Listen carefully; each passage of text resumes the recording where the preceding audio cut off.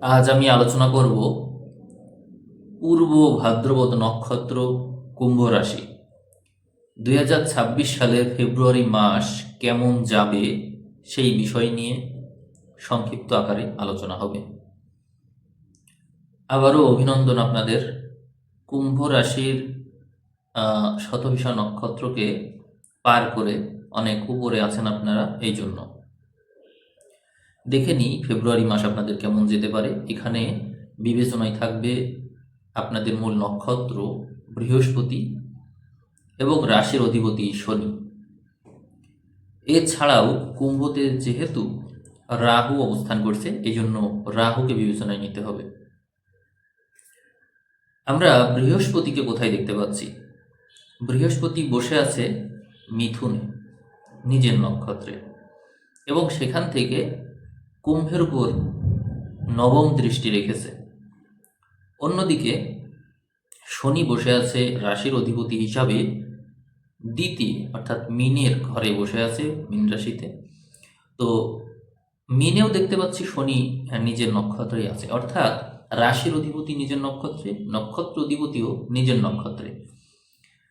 যদি কোনো গ্রহ নিজের নক্ষত্রে অবস্থান করে তবে তাকে বলবানই মনে করা হয়।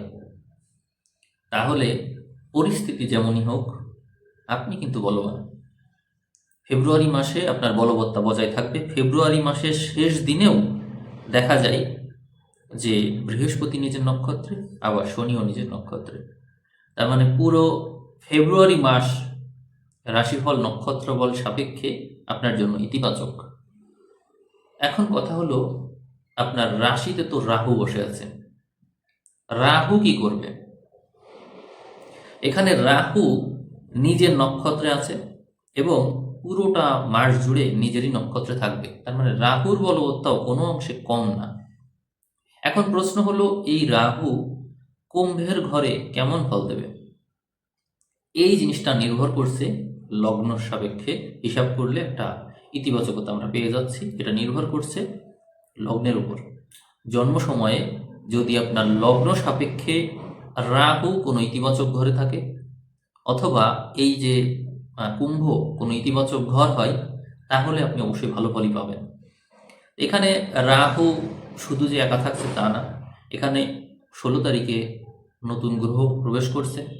আমরা এখানে 6 তারিখেই দেখতে পাচ্ছি শুক্রকে, বুধকে, নতুন নতুন গ্রহ যুক্ত হচ্ছে এখানে। তো সেই জন্য রাহুর বলবত্তা যেমন ছিল তা পরিবর্তিত হয়ে যাবে শুভ গ্রহের প্রভাবে। কারণ আপনারা জানেন নৈসর্গিক শুভ গ্রহ হিসাবে বৃহস্পতি দৃষ্টি পাচ্ছে এবং সেখানে আরও দুটো শুভ গ্রহ বুধ শুক্র যুক্ত হচ্ছে। এটা কিন্তু আপনার জন্য সৌভাগ্য। অর্থাৎ আমি যে বলছিলাম বৃহস্পতি এবং শনির দিক থেকে শুভত্ব থাকলেও রাহুর দিক থেকে বিভ্রান্তি থাকে, কিন্তু অন্যান্য শুভ গ্রহ যুক্ত হওয়ার কারণে ইতিবাচকতা তৈরি হলো। এখানে আমরা একটা বিষয় স্পষ্টভাবে বলতে পারি, সেটি হচ্ছে যেহেতু চন্দ্র হচ্ছে মনের কারক, মন মানসিকতায় নেতিবাচকতা, হতাশা, বিভ্রান্তি এগুলো আসে। কিন্তু শুভ গ্রহের প্রভাব থাকলে ওই ওই স্থায়িত্বটা কমে আসে। অর্থাৎ আপনার মধ্যে যে বিভ্রান্তি, তার স্থায়িত্ব বেশিক্ষণ হবে না, কারণ শুভ গ্রহ যুক্ত আছে। এখান থেকে বুধ শুক্রের কারণে, বৃহস্পতির দৃষ্টির কারণে এই কথা নির্দ্বিধায় বলা যায় যে আপনার যে পরিস্থিতি আপনার জীবনে আসুক না কেন, তার আলটিমেট পরিণতি অবশ্যই ইতিবাচকই হবে। কুম্ভ রাশি পূর্ব ভাদ্রপদ নক্ষত্রের ফেব্রুয়ারি মাস যে কোনো পরিস্থিতিতে আলটিমেটলি পজিটিভ রেজাল্ট নিয়ে আসবে, এ কথা নির্দ্বিধায় বলা যায়। এখানে আপনার রাশিতে শনি শনি হচ্ছে পাশের ঘরে থাকছে এবং রবি মঙ্গল মানে দুই পাশে দুটো অশুভ গ্রহ থাকছে। আমরা যদি নৈসর্গিক অশুভ গ্রহ ধরি, রাশির দুই পাশে অশুভ গ্রহ থাকছে। এটাকে আমরা 22 তারিখ পর্যন্ত দেখলেও দেখতে পাচ্ছি। মানে 22 তারিখ পর্যন্ত আমার কাছে যে কালেকশন আছে, সেখানে দেখছি পুরো মাসের শুরু থেকে 22 তারিখ পর্যন্ত রাশির যে ভাবটা সেটি পাপ মধ্যাগত। পাপ মধ্যাগত মানে হচ্ছে শনি একটা পাপ গ্রহ, নৈসর্গিক পাপ গ্রহ, আর মঙ্গল রবি এটা পাপ গ্রহ। তবে মঙ্গল 22 তারিখ পর্যন্ত এখানে আছে মকরে। অতএব এর একটা প্রভাব কিন্তু আপনি পাচ্ছেন। তার মানে এই কথাও বলা যায় যে আপনি শত্রু মধ্যে থাকবেন, প্রতিকূল পরিস্থিতিতে থাকবেন, কিন্তু আলটিমেটলি ওখান থেকে আপনি সফলই হবেন, এটি কিন্তু বলা যাচ্ছে। মানে আপনার মানসিকতায় একটা প্রেশার প্রেশার দেখতে পাওয়া যায়। মানসিকভাবে আপনি ভীত, সন্ত্রস্ত, তারপরে হচ্ছে দুশ্চিন্তাযুক্ত, তারপরে আহ, অনেক প্রেশার নিচ্ছেন, অনেক পরিশ্রম করতে পারেন, আবার অনেক বেশি দায়িত্ব নিতে পারেন, এরকম নানান বিষয় থাকবে, যেখানে আলটিমেটলি আপনি ওই বিষয়গুলোকে ওভারকাম করে আসতে পারবেন। এটি হচ্ছে আলটিমেট কথা। মানে রেজাল্ট যদি জানতে চান যে আপনি ওখান থেকে পজিটিভ রেজাল্ট নিয়েই বের হচ্ছেন, কিন্তু এর জন্য যে চাপটা নিতে হবে, যে প্রেশারটা নিতে হবে, সেটি কিন্তু অনেক বেশি। বুদ্ধিমত্তার দিক থেকে যদি আমরা একটু দেখি, বুদ্ধির কারক গ্রহ বুধ এখানে থাকবে, টেকনিক্যাল বিষয়ের কারক গ্রহ শুক্র রাহু এখানে থাকছে আমরা রাশিতে, আবার বৃহস্পতির যে জ্ঞান সেটিও থাকছে। পূর্ব ভাদ্রপদ নক্ষত্রের জাতক জাতিকাদের জন্ম সময়ে প্রথম দশা আসে বৃহস্পতির দশা, যার কারণে তাদের মধ্যে জ্ঞান, বুদ্ধি, বিবেক, বিবেচনাবোধ এগুলো জন্মগতভাবেই থাকে। এবং যে কোনো পরিস্থিতিতে তাদের রাশি যদি এই বৃহস্পতির দৃষ্টি পেয়ে যায়, বা বৃহস্পতি কোনো ভালো পজিশনে থাকে, বা অন্য কোনো শুভ গ্রহ বুধ শুক্র তাদের কোনো প্রভাব পেয়ে যায়, তাহলে তারা যে কোনো সিচুয়েশন পার করে ফেলতে পারে। এখানে তো রাজযোগ তৈরি হয়ে আছে, এখানে সবগুলো শুভ গ্রহের প্রভাব তো থাকছেই, তার সাথে থাকছে রবি মঙ্গল। এখন 16 তারিখ থেকে আমরা রবিকে এখানে পেয়ে যাচ্ছি। রবি তো এখানে রাহুর সাথে একটা কনফ্লিক্ট করবে, শুক্রের সাথে একটা কনফ্লিক্ট করবে, কিন্তু রবির উপর বৃহস্পতির একটা প্রভাব কিন্তু দেখা যায়। সেই ক্ষেত্রে আপনারা একটা জিনিস জানেন যে রবি যদি রাহুর কাছে আসে, তাহলে রাহুর দ্বারা কিন্তু রবি প্রভাবিত হয়ে যায়। আর ওইদিকে বৃহস্পতি রবির উপর আবার দৃষ্টি রাখছে, রাহুর উপর দৃষ্টি রাখছে, ফলে আমরা রবি রাহুর যে কনফ্লিক্ট, শুক্রের যে প্রভাব, এগুলোকে আমরা টোটালি বাদ দিয়ে দেবো, হিসাব থেকেই বাদ দেবো। এখানে বুধের শক্তিকে আমরা গুরুত্ব দেব, বৃহস্পতির শক্তিকে গুরুত্ব দেব, আর রবির বিপরীতে যে গ্রহ থাকবে তার গুরুত্ব বাড়বে, অর্থাৎ কেতুর গুরুত্ব বাড়বে। এই জায়গাটায় আমাদের একটু বুঝতে হবে। যেমন ওই যে বলছিলাম শনির কথা, শনির নিজের নক্ষত্রে আছে, সম্পদের ঘরে শনি বসে আছে। তো শনির কি কারকতা? শনি মূলত পরিশ্রম করতে পছন্দ করে, আর কেতু আছে সপ্তমে, এটা কিন্তু বিজনেস কারক ঘর। অতএব সম্পদের ঘরে শনির অবস্থান, পঞ্চম ঘরে বৃহস্পতির অবস্থান, এবং সপ্তমে কেতু শুক্রের সাথে অবস্থান জাতক জাতিকাদের জীবনে কয়েকটা সেগমেন্ট ওপেন করে দেয়। একটা বিজনেস, আপনাদের বিজনেসটা ভালো যাবে। বিজনেসের ক্ষেত্রে অতি মানবিক হওয়ার কারণে অনেক ক্ষেত্রে আপনার টাকা পয়সা আটকে থাকবে, সেই কারণে মাথার মধ্যে সবসময় কল্পনা চলবে, কল্পনায় তার কাছে টাকা চাচ্ছেন, কল্পনায় চাচ্ছেন, মানে সবসময় তার সাথে একটা কনভারসেশন চলছে, কখন টাকা দেবে, কবে দেবে, এরকম বিষয় চলছে। এটা চলবে আপনার মধ্যে, কারণ হচ্ছে মস্তিষ্কের ঘরে রাহু আছে এবং অন্যান্য গ্রহ আছে, এই কারণে এগুলো চলবে। এই সময় আপনার মন মানসিকতাকে ইতিবাচকভাবে পরিচালনা করা খুব দরকার। আমি আপনাকে একটা জিনিস পরামর্শ দেবো, সেটি হচ্ছে অটো সাজেশন। এই জিনিসটা শুনতে পারলে খুব উপকার পাবেন আপনি। অটো সাজেশনের ব্যবহারটা দরকার আপনার জীবনে। যে কোনো লগ্নই হোক, রাশি হোক, যদি সেখানে রাহু থাকে বা বুদ্ধিকারক গ্রহ বুধ থাকে, বা রাহুর দৃষ্টি বা বুধের দৃষ্টি এরকম গ্রহ থাকলে, কেতু থাকলেও এরকম প্রভাব বিস্তার করে। সেই শনির প্রভাবটাও এক্ষেত্রে বিবেচ্য। এরকম কিছু কিছু গ্রহ আছে যেগুলো অটো সাজেশনের মাধ্যমে খুব ভালো হেল্প করতে পারে। আমার পরামর্শ এটা, আপনারা অটো সাজেশন শুনুন। এখানে পজিটিভ নেগেটিভ উভয় প্রভাব আছে, তবে পজিটিভিটির প্রভাবটা অনেক বেশি। এরপরে মঙ্গল আসবে এখানে। মঙ্গল আপনার নক্ষত্র সাপেক্ষে শুভ, রাহুর সাথে মঙ্গল থাকা এটি আবার শুভ না, কিন্তু আলটিমেটলি এখানে ভালো মন্দ উভয় দিকই দেখায়। রাজনৈতিক বিষয়, সেই রাজনৈতিক পরিমণ্ডলে বিচার করতে গেলে দেখা যায় একটু ঝামেলা আছে, রাজনীতিতে বিরাট পরিবর্তন আসতে দেখা যায়। কিন্তু আপনার জীবনে যে প্রভাবগুলো আসবে তা অন্যান্য যে কোনো রাশির তুলনায় বেশি। কেন বেশি? কারণ হচ্ছে সকল গ্রহ এসে কুম্ভে যুক্ত হচ্ছে। মাসের শেষ দিকে গেলে আমরা আপনার নক্ষত্রে শুক্র বুধকে পেয়ে যাই। যাই হোক, আপনার শরীর স্বাস্থ্য আলটিমেটলি ভালোর দিকে যাবে, এটি কিন্তু বলা যায়। আপনি টেনশনে থাকবেন, প্রেশারে থাকবেন, এই কথা ঠিক আছে, কিন্তু তারপরেও একটা জিনিস আপনাকে মাথায় রাখতে হবে, আমরা যখন চন্দ্র সাপেক্ষে নবতারা চক্র হিসাব করি, তখন জন্ম নক্ষত্রের আগের দুটো নক্ষত্রকে মিত্র এবং অতিমিত্র নক্ষত্র তারা বলে, আর তারপরের যে তারা থাকে সেইটাকে বলে হচ্ছে সম্পদ তারা। তো আমরা দেখতে পাই শনি সম্পদ তারাই বসে আছে, আর এর আগে যে গ্রহগুলো থাকছে মানে ক্রমাগত আসছে, তারা বসে থাকছে মিত্র তারা, অতিমিত্র তারাই। এখানে কিন্তু একটা ইতিবাচকতা লক্ষ্য করা যাচ্ছে, অর্থাৎ আপনি যদি বিজনেসের সাথে থাকেন সবচেয়ে বেশি ভালো করতে পারবেন। আপনার মানুষের সাথে পার্টনারশিপ যেমন হবে, অতিরিক্ত সম্পর্ক গড়ে ওঠার মাধ্যমে মাত্রাতিরিক্ত আয় হবে, আর আপনি সম্পদ কেন্দ্রিক মানুষ হয়ে উঠবেন, অর্থাৎ আপনার প্রাপ্তি যোগ যে কোনো সময়ের চেয়ে অনেক বেশি ভালো। এটি আমি এখানে আপনার রাশিফল দেখে বললাম, আর কথা বলবে আপনার লগ্নফল। যদি আপনার লগ্ন সাপেক্ষে কুম্ভ কোনো নেগেটিভ ঘর হয়, তাহলে পসিবিলিটি কমে যায়। আমি জানি না আপনার লগ্ন কি, কিন্তু এখানের রাশি আপনার চন্দ্র তো এখানেই আছে, কুম্ভেই আছে, সেই সাপেক্ষে এটি ইতিবাচক ফল দেবে। আমি আপনাদেরকে সংসার জীবনটাকে একটু ট্যাকেল দিতে বলবো। প্রবলেম যদি হয় সংসার জীবন থেকে হবে, অর্থাৎ এতগুলো গ্রহ যখন আপনার রাশিতে এসে বসছে, তখন স্বাভাবিকভাবেই কিছু না কিছু প্রভাব তো পড়বে। চন্দ্র এতগুলো গ্রহ দ্বারা প্রভাবিত হওয়ার কারণে আপনার মাকে নির্দেশ করে, মায়ের স্বাস্থ্য উঠাপড়ার ভিতর দিয়ে যেতে পারে, ওষুধে সুস্থ থাকবে, স্বাস্থ্যের অবনতিও হতে পারে, কিন্তু ওষুধে সুস্থ থাকবে। আবার এদিকে আপনার মন মানসিকতা কথা যদি বলি, মানসিকতায় নানান পরিবর্তন দেখা যাবে, ইতিবাচক নেতিবাচক উভয় ঘটনা আপনার সাথে ঘটবে। তবে মাথা গরম না করার পরামর্শ থাকবে, কারণ এখানে রাহু, মঙ্গল এবং রবি থাকবে। ফলে এই সময়ে আপনার মধ্যে বিপরীত লিঙ্গের মানুষের প্রতি আকর্ষণ তৈরি হবে।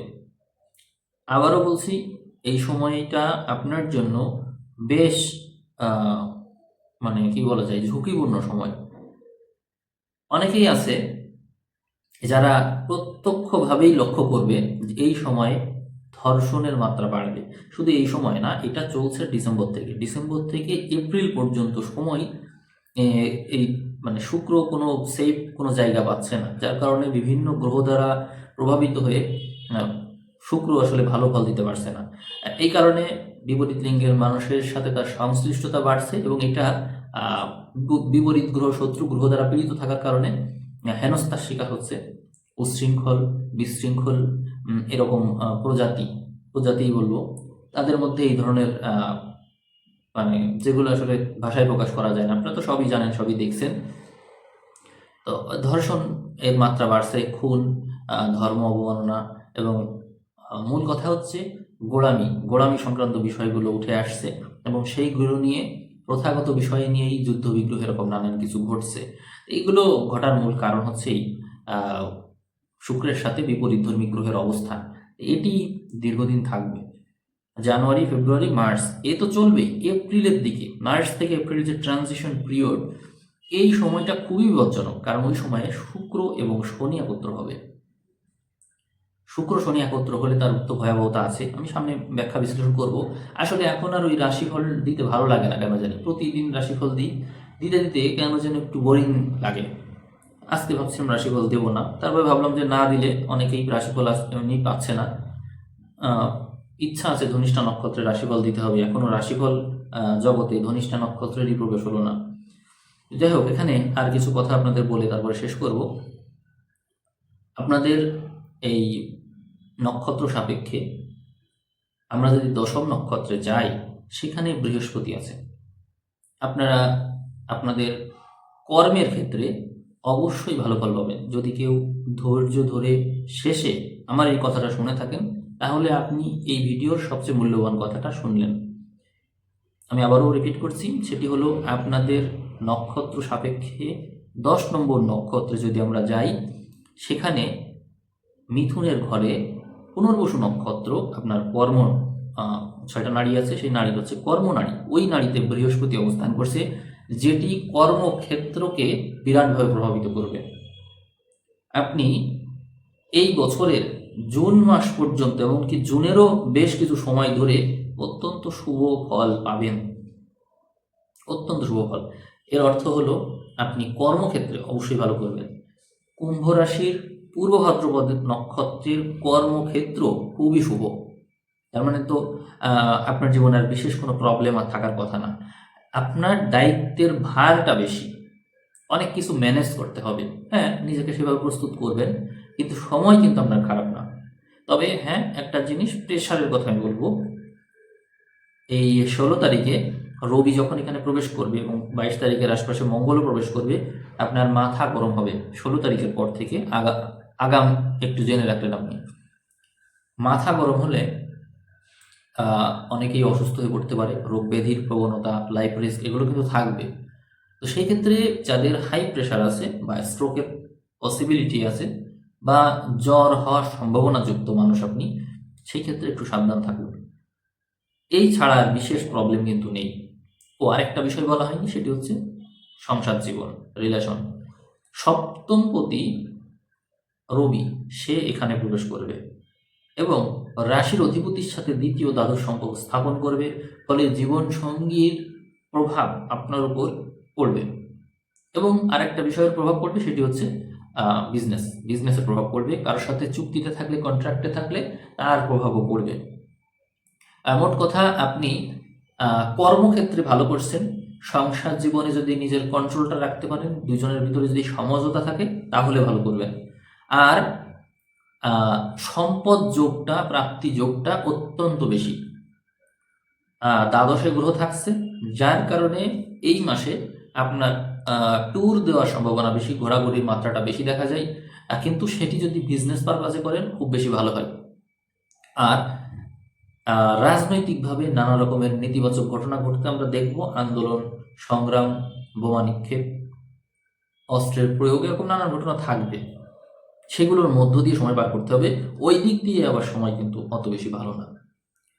জানুয়ারি, ফেব্রুয়ারি, মার্চ, এপ্রিল, এই 4টা মাস শুধু আপনার জন্য না, পুরো পৃথিবীর জন্যই কঠিন সময়, এটি জেনে রাখলেন। আমি রাশিফল শেষ করব, তার আগে আমি এই চ্যানেলের একটা উক্তি, চ্যানেলের বই থেকে সেই উক্তিটা বিশ্লেষণ করে শেষ করি। এখানে 16 নম্বর উক্তি বলছে, অর্জুন গাছের ছাল থাকে না, উপকারীর পিঠেও ছাল থাকে না। এর মানে হলো, যে গাছ, অর্জুন গাছ উপকারী, তো তার জন্য সেই গাছে কেউ ছাল রাখে না, তুলে নিয়ে যায় সব। আপনি যদি উপকারী হন, তাহলে আপনারও ছাল ওইভাবে তুলে নিয়ে যাওয়া হবে। সাধারণত যারা উপকারী হয়, তারা নিজের প্রোটেকশন রাখে না মানে রাখতে পারে না, থাকে না। আপনারা দেখছেন আমার হাতে কোনো রত্ন পাথর নেই, এমনকি রত্ন থাকার কোনো দাগও নেই। দেখুন, রত্ন যদি থাকতো তাহলে তো আমার আঙুলে দাগ থাকতো, ঠিক না? দাগ নেই, এই যে দেখুন, কোনো দাগ নেই। তো আমিও যে রত্ন ব্যবহার করিনি তা না, আমিও একসময় রত্ন ব্যবহার করতাম, কিন্তু ভালো রত্নই তো, আমার নিজের জন্য তো আমি তো অবশ্যই ভালো রত্ন ব্যবহার করব। তো দেখা গিয়েছে যার প্রয়োজন মনে হয়েছে তাকে দিয়ে দিতে হয়েছে। আমার রত্ন পরা হয়নি ওইভাবে, কিন্তু রত্নের ইফেক্টসটা কি সেটি আমি ব্যবহার করে জানি। অবশ্যই রত্নে কেমিক্যাল পাওয়ার আছে, ইফেক্টস আছে এবং খুবই উপযোগী। রত্ন ব্যবহার করা খুবই ভালো, যদি আপনি আপনার বৈশিষ্ট্য জানেন এবং সেই অনুযায়ী রত্ন ব্যবহার করেন, খুবই ভালো, কিন্তু সবার জন্য না। যদি আপনার কন্ট্রোলটা আপনার নিজের হাতে থাকে, তাহলে দরকার নেই। আর যদি আপনার কন্ট্রোলটা না থাকে, আপনার যে সূক্ষ্ম দর্শন, অর্থাৎ আপনি যদি আপনাকে রিড করতে পারেন, আপনি আপনাকে খেয়াল রাখতে পারেন, তাহলে রত্ন দরকার নেই। কিন্তু যদি আপনি নিজেকে সময় দিতে না পারেন, তাহলে রত্ন ব্যবহার করতে পারেন, এটা আমি সাজেস্ট করি। তো যাই হোক, ওই অর্জুন গাছে যে ছাল থাকে না, যে কথাটি বলছিলাম, উপকারের পিঠে ছাল থাকে না, আমি আপনাকে পরামর্শ দেব, সবার উপকার করতে যাবেন না। একটা কথা জেনে রাখবেন, আমরা যখন উপকার করি, তখন আমরা তার পিছনে কিছু বেনিফিট দেখি, যে আমি যে তার উপকার করছি বিনিময়ে আমি কি পাবো। আপনি তো ভাবছেন না আমি নিঃস্বার্থভাবে উপকার করি। উপকার তো সবারই দরকার, কেউ চায় কেউ চায় না। আপনি যখন উপকার করছেন, কাকে উপকার করছেন আপনি? ধরুন আপনি একজন ভিক্ষুককে উপকার করলেন। ভিক্ষুককে আপনি টাকা দিলেন, কিন্তু সেই টাকা ভিক্ষুক নেওয়ার পরে তার কাছে যদি আপনি আবার টাকা ব্যাক চান, বললেন যে পাশে আর একটা ভিক্ষুক আছে, আপনাকে আমি যে টাকা দিয়েছি তার অর্ধেক টাকা আমাকে আবার ফেরত দেন, আমি তাকে দিই। দেখুন তো ভিক্ষুক দেয় কি না? দিবে না। তো বিষয়টা হলো, আপনি যাকে দিচ্ছেন সেটি হচ্ছে মরুভূমির বালুর মতো, যেখানে আপনি দিয়েই যাবেন, সে নিয়েই যাবে। আপনি তাকে প্রমোট করছেন, তার ভাগ্য বদলাচ্ছে না, তার জীবন বদলাচ্ছে না। কি লাভ হচ্ছে তাতে? তার জীবনের কর্মফলের ফলাফল স্বরূপ সে আজ এই দশায় পৌঁছেছে, এবং আপনি তাকে আরো প্রমোট করছেন। আপনি তার জীবন বদলাতে পারছেন না। সে এতটাই সংকীর্ণ, একজন মানুষ যে উপকার নিতে নিতে এতটাই সংকীর্ণ হয়, অন্যকে উপকার করতে পারে না, এমনকি সে ভোগ করতেও ভুলে যায়। সে ভিক্ষা চাইলো, আপনি তাকে টাকা দিলেন, ধরুন 500 টাকা দিলেন, 1000 টাকা দিলেন। একজন মানুষের একদিনে 1000 টাকা কিন্তু অনেক টাকা। সে কি ওই 500-1000 টাকা নিয়ে ওখান থেকে চলে যাবে? না। সে ওই টাকাটা নেওয়ার পরে আরো বেশি মনোযোগী হয়ে ভিক্ষা করতে শুরু করবে, এমনকি আরো সাঙ্গপাঙ্গ জোগাড় করবে। আপনি তাকে তো থামাতে চেয়েছিলেন, কিন্তু সে তো থামলো না, সে আরো অনুপ্রাণিত হলো। তো দেখুন, আপনি আপনার কাছে যখন টাকা ছিল, মনোবল যা ছিল আপনার তার থেকে কিছুটা কমিয়ে তাকে দিলেন, তার মনোবল ঠিকই বাড়লো, কিন্তু ওই পথে বাড়লো, তাই না? অর্থাৎ বৃষ্টির ফোঁটা পড়ে, কোথায় পড়ছে সেটির উপর ডিপেন্ড করে তার মূল্য।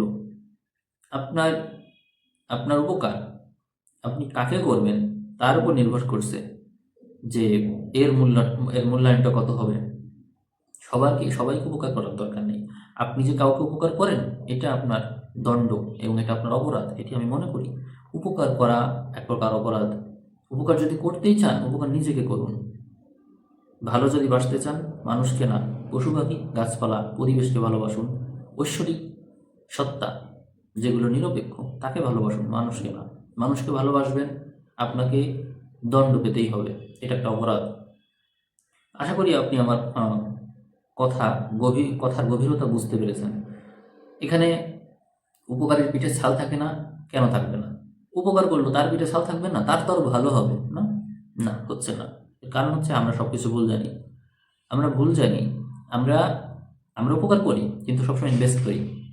আমরা ওই পর্যায়ের উচ্চতার না যে আমরা নিরপেক্ষভাবে, উদারতার সাথে, নিঃস্বার্থভাবে উপকার করতে পারি।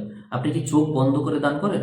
আপনিও বিচার করেন যে আমি কাকে দেবো, কে আসলে ভিক্ষুক, কে ভিক্ষুক সেজেছে। এবং ওই ভিক্ষাটা দেওয়ার পরে আমরা এটাও বিবেচনা করি না যে এটা কোন কাজে লাগবে। আমি দেখি আমি সঠিক ব্যক্তিকে দিলাম কিনা। কেন সঠিক ব্যক্তি বিবেচনা করতে হয় আপনার? কারণ আপনি তো রিটার্ন চান। আপনি রিটার্ন চান বলেই আপনি বিবেচনা করেন এ কি আসলে ভিক্ষুক, আসল ভিক্ষুক, নকল ভিক্ষুক, একে কি দেওয়া উচিত? এগুলো কেন বিচার করেন আপনি? বিচারের কথা কেন আসে দান করার সময়? নিঃস্বার্থর কথা যখন আসছে তখন দিয়ে দিন। দিতেই যদি চান দিয়ে দিন। আর সবচেয়ে ভালো হয় নিজেকে দেওয়া। নিজেকে কখনো দিতে পেরেছেন? নিজে কি পূর্ণ, নিজে কি তৃপ্ত, নিজে কি ভোগী, পুরোপুরি ভোগ করতে পেরেছেন, নাকি সঞ্চয় করেন? নিজে ভোগ না করে সঞ্চয় করেন। যদি আপনি সঞ্চয় করেন, তার মানে আপনি একজন অহংকারী মানুষ। সঞ্চয় তো সেই করে যে আরো বাঁচতে চায়, এবং যে বিশ্বাস করে না যে আগামী যে কোনো মুহূর্তে মারা যেতে পারি, যে বিশ্বাস করে না এটা, যে বিশ্বাস করে যে আমি আরো বাঁচবো, আর সেই জন্যই তার সঞ্চয়। আর এটা এক প্রকার অহংকার, আমিত্বের যে অবয়ব, সেটিকে আরো বৃদ্ধি করা। আমি কথা বলতে বলতে রাশি বলেছে বেশি কথা বলে ফেলছে উক্তি নিয়ে, এটি ঠিক হবে না। তো ঠিক আছে, আমি আজকের আলোচনা এখানে শেষ করছি। আপনাদের যদি নিজস্ব কোনো মতামত থাকে, আপনারা ভিডিওতে কমেন্ট করবেন। সবাই ভালো থাকবেন। আজ এ পর্যন্তই। সবাইকে অসংখ্য ধন্যবাদ।